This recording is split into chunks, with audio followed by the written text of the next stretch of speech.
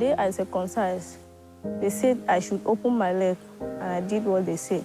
My mother told me this is my passage to womanhood. He said if you refuse to lie down, we will force you to lie down. So my dad brings some rope and ties me and holds me very strong.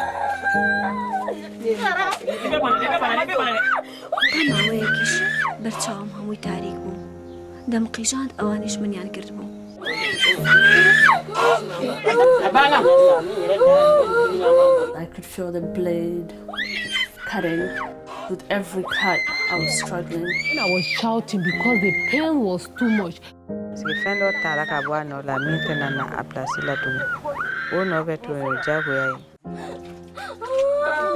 really thought I was gonna die.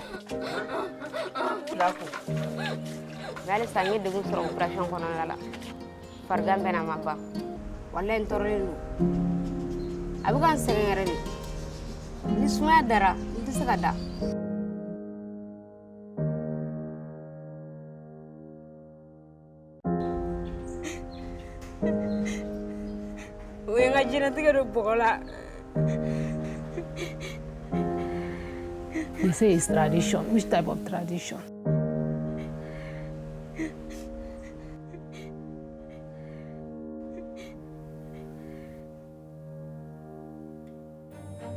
I had been at The Guardian for 25 years. I was the investigations editor. We were doing really big stories, WikiLeaks, Iraq. I came across FGM and I thought, why, if we're doing stories about people having their emails hacked, why aren't we covering the fact that 200 million girls and women are having their genitals hacked off?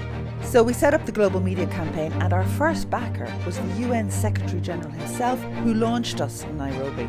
4 years later, a small group of us left The Guardian and set up a charity dedicated to ending FGM, determined to do things differently. Attends, juste quand est-ce que vous allez partir? There's a huge anger in the activist community fighting FGM because the millions, and there is millions that is being spent on FGM, it's not reaching them. What we do with the Global Media Campaign is reverse that. No to FGM! And a large proportion of our funds go to the grassroots. That's what makes us different. We searched for activists who were working on FGM, who were often survivors, who were already working in the field, and through the volunteers we could see the people who really had the passion.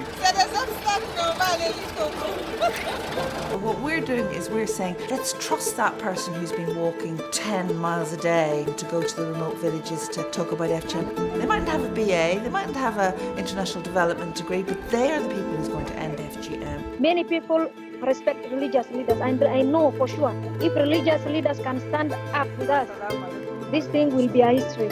It's the activists on the ground who are going to go to their religious leaders and say, this is the reality of FGM, and tell people to stop because they'll listen to you. The first thing we do is we have a national gathering. We invite activists, religious leaders and journalists to a 5-day media training academy. Many years ago when I came to the Gambia, we start the academy with the doctor explaining exactly what FGM is and what it can do to the body of a girl. This is the first time that many journalists and religious leaders actually see what FGM is, and it's this information they bring back to their communities. It changed my perception, and I'm not going to let my daughter undergo FGM.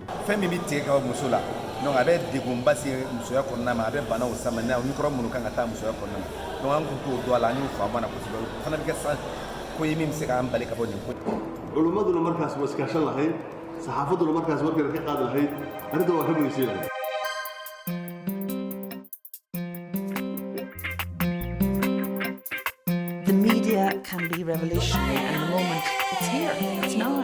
Activism is aided by tools to drive your story home. So what we're doing with media is we're saying, let's use the smartphones, let's use the WhatsApps, let's use the Google documents and create a new, faster way of getting action, and we are getting results. In a campaign for 10 years now, TV, radio, I didn't know how to use them. I used to knock doors, talking to people, and my work was never recognized. But now I can say I'm very confident. I've amplified my work through social media, Twitter, WhatsApp, Facebook. I've seen a lot of changes in my community since I've begun engaging the religious leaders. Muslim leaders have linked the Islamic religion from female genital mutilation, saying the act is sinful. The circumcision of women is not allowed in Islam. We have carried out the first ever survey into how putting religious leaders on the media works to change attitudes, and the results were extraordinary. More than 1 in 4 of people who heard those religious leaders said that they were going to stop cutting their children. Many people are getting the message clearly.